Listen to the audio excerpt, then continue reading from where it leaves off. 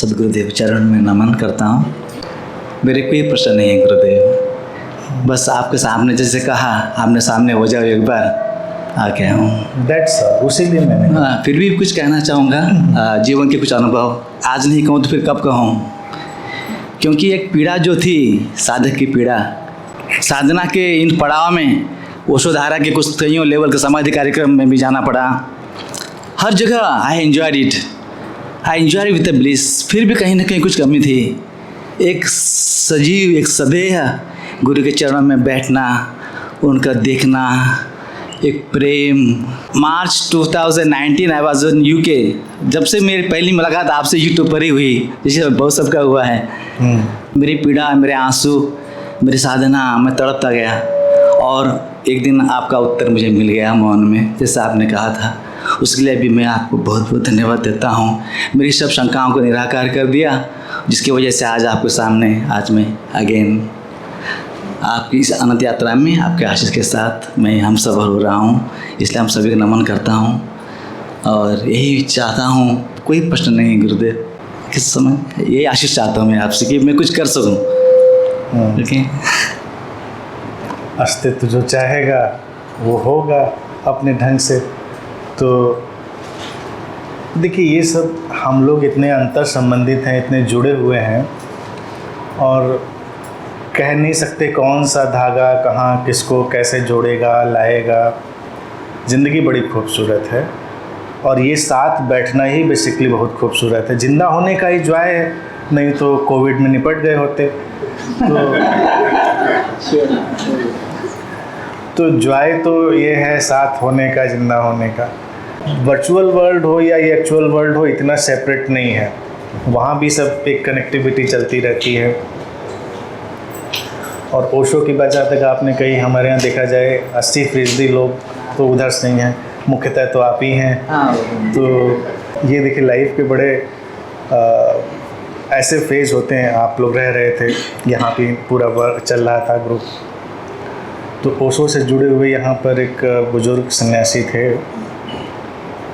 वो भी मेरे संपर्क में थे, बहुत मानते थे मुझको। और वो उस समय से जुड़े हुए थे जब वो ऐसे ही 15-20 लोगों के बीच में बैठ के बात करते थे। उनका कैसेट वैसेट लग के रिकॉर्डिंग होती थी।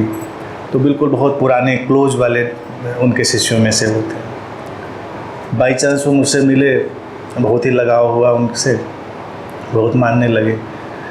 तकरीबन 14-15 साल का गैप हो गया, हमारी उनसे फिर मुलाकात नहीं हुई। मेरी मुलाकातें भी देखा जाए बड़ी विचित्र हैं। यूँ देखा जाए लोगों को लगेगा बड़ी निर्मोही मुलाकातें हैं, लेकिन निर्मोही नहीं है, देखा जाए मुक्त लोगों को रखने की हैं। ज़्यादातर वन साइडेड ही होती हैं, यानी कि मेरा साइड तो अवेलेबल ऑलवेज है।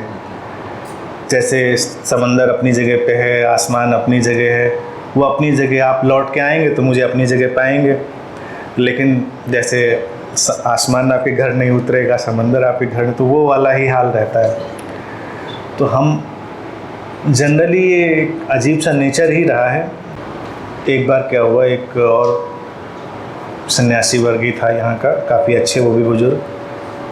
तो वो मुझसे बार बार कहें कि मेरा वो इनॉग्रेशन करिए, मेडिटेशन हॉल मैंने बनाया, उसका इनॉग्रेशन आपसे कराना है। और ये 1-2 साल से बात चल रही थी।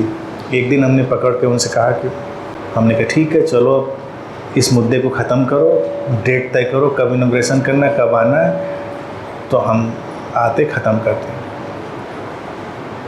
ये कालचक्र जिसकी बात मैं कर रहा था, कैसे घूमता है, कहाँ किसको कब जाना है आना है, छोटी छोटी बातें कितना अंतर डालती हैं। अब देखिए, इतनी छोटी सी बात आप सोचिए कि मेडिटेशन हॉल इनॉग्रेट करने मैंने करो, उसको ख़त्म करो। उस इनॉग्रेशन की यस करने की वजह से आप यहाँ पर बैठी हुई हैं। हुआ क्या, जब मैं पहुँचा वहाँ पर तो फिर वही जो बुजुर्ग सन्यासी थे जो मानते थे, वो नहीं आए थे। उनके ही एक बहुत ही क्लोज जानने वाले थे, वो आए थे, और भी कुछ लोग आए थे। तो जब मैंने उनको देखा तो मुझे याद आई। तो मैंने पूछा कैसे हैं? तो उन्होंने कहा हैं, आपको याद करते रहते कभी कभी। तो उस समय एक मेरी बुक पब्लिश हुई थी, अनंत पथ के मित्र। अभी वो आउट ऑफ प्रिंट है, उसको करा देंगे, वो बड़ी अच्छी बुक है। वो लेटर्स थे मेरे जो लिखते, अब तो किसी को लिखता ही नहीं। वो सीज़न 1 का भी पहला सीज़न था, तो बहुत सारे जो सीकर्स थे उनको पर्सनली लेटर्स लिखे थे मैंने, तो उनका वो कलेक्शन था वो बुक, तो वो मैंने उनको साइन करके दी। मैंने कहा ये ले जाके काका जी को दीजिएगा। वो बुक उनको मिली और वो इतने विद्वान, इतने, मैंने बहुत हेजिटेशन से वो किताब दी उनको। मैंने कहा इतने विद्वान, इतने गहरे व्यक्ति, और उनको लगेगा देखो ये मतलब इस तरह किताब, लेकिन उसका जो प्रभाव था भावनात्मक, वो सब इतना प्रचंड था कि पूछिए नहीं। बाद में जब मिलने आए मुझसे तो कहने लगे तुमने क्या मुझे भिजवा दिया। मैं किताब एक पन्ना पलटा, मैं रात भर रोता रहा, और फिर उसके कुछ ही दिन बाद, 2 दिन 3 दिन बाद आप लोग गया अपनी बेटी के साथ उनसे मिलने, तो उन्होंने कहा कि लखनऊ में कोई हैं, उनसे ज़रूर मिलना। तो इन लोगों ने तो भाव नहीं दिया कि होंगे कोई, बहुत सारे होते रहते हैं मार्केट में, बहुत सारे गुरु आते रहते हैं, तो नहीं आए लोग मिलने, उनके कहने के बाद भी नहीं आए। फिर एक दिन आपके हस्बैंड जो सत्यभारती जी थे, वो और काका जी और एक आध लोग और थे, नीचे ध्यान शिविर एक चल रहा था, उसमें आ गए सारे लोग, और वो सब खुद ही गुरु मोड में थे सारे लोग। तो मैं भी थोड़ा हेजिटेट किया, मैंने कहा ध्यान शिविर चल रहा है, सारे गुरु लोग वैसे ही आ गए हैं, अब इनको मैं क्या बताऊं, इनको सिखाऊं भी क्या। तो हमने बैठिए, अच्छा लगे तो बैठिए, और अच्छा लगा उन लोगों को, और फिर इतना अच्छा लगा कि कोई गया ही नहीं। दोपहर में जब टी ब्रेक हुआ या लंच ब्रेक हुआ शायद, तो काका जी इतने, तब तो इतनी वो बड़े थे, मेरी उम्र तब और कम थी, आज से आप 15 साल पीछे सोच लीजिए, 15 साल पीछे।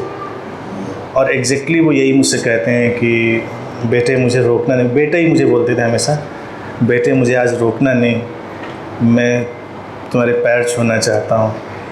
ओशो के मैं इतना नज़दीक रहा लेकिन उनके कभी पैर नहीं छुए। मैंने कहा नहीं छुए, मैंने उनको बहुत पकड़ने की कोशिश की, मैंने ऊपर ऊपर पकड़ा लेकिन वो झुक ही गए आखिरकार। और उसके बाद फिर नेक्स्ट डे फिर आप आई सत्यभारती जी के साथ, फिर वो व्हील घूमता चला गया, और उसके समझिए चंद दिनों बाद, कुछ महीने बाद ही रोड एक्सीडेंट में एक्सपायर हो गया। तो अब ये होता है ना कि कैसे बानक बनते हैं, कहाँ पे चीज़ें चलती हैं, तो ये लाइफ बड़ी इंट्रिकेट है कि हम एक चीज़ को ट्रिगर करते हैं तो उस ट्रिगर होने में क्या चीज़ ट्रिगर हो रही है किसी को पता नहीं। अभी तो हमको बहुत छोटा सा लग रहा है कि अच्छा ये तो बड़ी छोटी सी इवेंट है, हम इसको ये कर, लेकिन इसकी आउटकम में अभी क्या क्या बनना और क्या क्या बिखरना है ये किसी को नहीं पता। अब जैसे गले में दीक्षा की माला सबके पड़ गई है, तो इससे क्या क्या बनना है और क्या क्या अभी उपद्रव होना है किसी को पता ही नहीं है।